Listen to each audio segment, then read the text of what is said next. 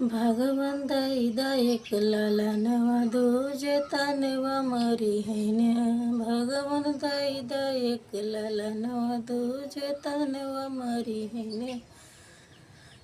सासू मरी है तानवा ससुर मरी है तानवा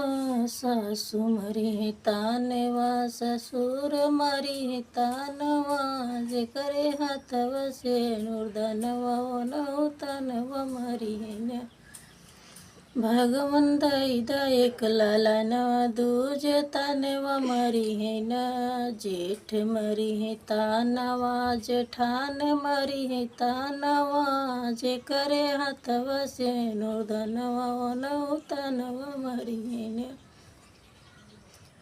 भगवान दाईदायक लालानवा दूजे तानवा मरी है न देवर मरी है तानवा देवरान मरी है तानवा जे करे हाथवा से नुर्धनवा नौ तानवा मरी है न